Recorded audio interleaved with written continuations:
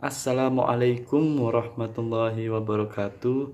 Perkenankan kelompok kami untuk mempresentasikan hasil dari diskusi kami. Kelompok kami beranggotakan oleh yang pertama Ahmad Zakir NIM 1119080. Kemudian Zati Karomah NIM 1120101. Kemudian Vena Sofaul Labibah NIM 1120102. Cara penyusun UU perkawinan pada masa kemerdekaan sampai tahun 1974. Salah satu tahun merdeka, rupanya pemerintah Indonesia sadar untuk secepatnya dibuat UU perkawinan yang meliputi bangsa Indonesia karena melihat perkawinan umat Islam yang banyak mendapatkan permasalahan. Pada tanggal 26 November 1946, akhirnya pemerintah Indonesia membuat UU nomor 22 tahun 1946 tentang pencatatan nikah, talak dan rujuk yang berlaku untuk daerah Jawa dan Madura, yang dipisahkan di Linggarjati oleh Presiden Soekarno, kemudian oleh pemerintah darurat Republik Indonesia di Sumatera dinyatakan berlaku juga untuk wilayah Sumatera. Dalam pelaksanaan UU tersebut diterbitkan Instruksi Menteri Agama Nomor 4 Tahun 1947 yang ditujukan untuk pegawai pencatat nikah atau dalam kurung PPN. Instruksi tersebut selain berisi tentang pelaksanaan UU Nomor 22 Tahun 1946 juga berisi tentang keharusan PPN pegawai pencatatan nikah dari masalah-masalah yang dialami umat Islam. Sebelumnya kemudian pada tahun 1954 melalui UU Nomor 32 Tahun 1954, Undang-Undang Nomor 22 Tahun 1946 yang telah disahkan tersebut dinyatakan berlaku untuk seluruh wilayah Indonesia.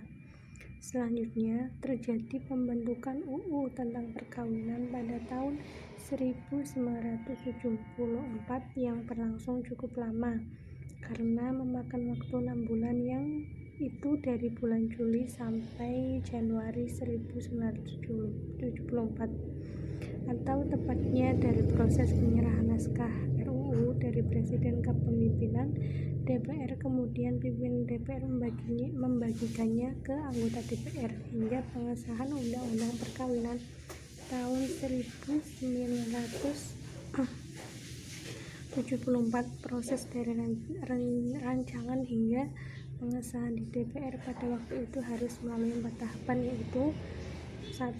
Tingkat 1 berupa keterangan pemerintah yang disampaikan oleh menteri yang bersangkutan di hadapan sidang pleno DPR. Sebelumnya Presiden telah menyampaikan surat dengan lampiran naskah RUU itu kepada pimpinan DPR dan pimpinan DPR segera kepada semua anggota DPR. Tingkat kedua adalah pidato pemandangan umum anggota DPR menjadi juru bicara fraksinya masing-masing. Tingkat 3 yaitu rapat kerja antara komisi DPR yang bersangkutan dengan pemerintah yang diawali oleh menteri yang ditunjukkan oleh Presiden. Tingkat keempat yaitu sidang pleno DPR untuk mengetahui RUU itu menjadi undang-undang.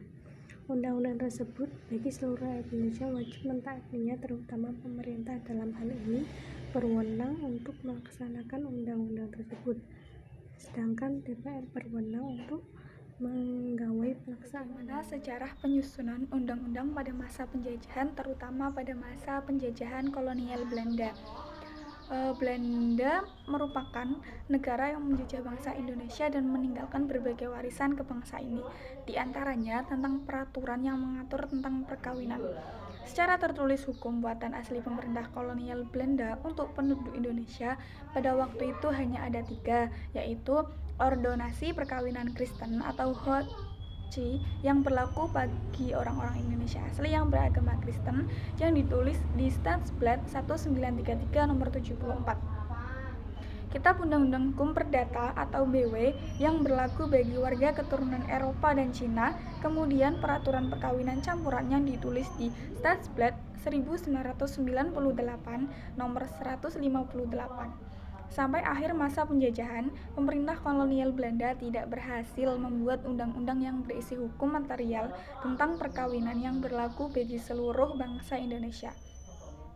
Sedangkan peraturan hukum perkawinan bagi umat Islam yang sempat ditinggalkan oleh pemerintah kolonial Belanda hanyalah peraturan hukum formal yang mengatur tata cara perkawinan sebagaimana terdapat dalam kitab-kitab fikih karya ulama-ulama Islam dan bukan merupakan buatan Belanda. Secara spesifikasi, hukum yang ditinggalkan pemerintah kolonial Belanda ke Indonesia tentang perkawinan adalah 1. Bagi orang-orang Indonesia asli yang beragama Islam, berlaku hukum agama yang telah diresepi dalam hukum adat. 2. Bagi orang-orang Indonesia asli lainnya, berlaku hukum adat. 3. Bagi orang-orang Indonesia asli yang beragama Kristen, berlaku Heilige Ordonantie Kristen Indonesia atau HOCI. Dalam Stadsblad 1933 nomor 74. Yang keempat, bagi orang-orang timur asing Cina dan warga negara Indonesia keturunan Cina, berlaku ketentuan-ketentuan kitab-kitab undang-undang hukum perdata dengan sedikit perubahan, yaitu Burgerlijk Wetboek. Yang kelima, bagi orang-orang timur asing lainnya dan warga-warga negara Indonesia keturunan timur lainnya tersebut berlaku hukum adat mereka. Jadi sesuai dari adatnya, kebiasaan mereka. Untuk yang keenam, bagi orang-orang Eropa dan warga Indonesia keturunan Eropa dan yang disamakan dengan mereka, berlaku kitab undang-undang hukum perdata. Oke, selain itu ada ketentuan-ketentuan yang telah disebutkan di atas, masih ada ketentuan yang berlaku bagi orang-orang yang melakukan perkawinan. Dampak disahkannya Undang-Undang Nomor 1 Tahun 1974 tentang perkawinan dengan disahkannya Undang-Undang Perkawinan Nomor 1 Tahun 1974 mengakibatkan beberapa hal. Di antaranya, yang pertama, wanita memiliki hak dalam urusan poligami dan lebih leluasa untuk mengutarakan pendapat tanpa hanya terpaku dengan keputusan seorang suami.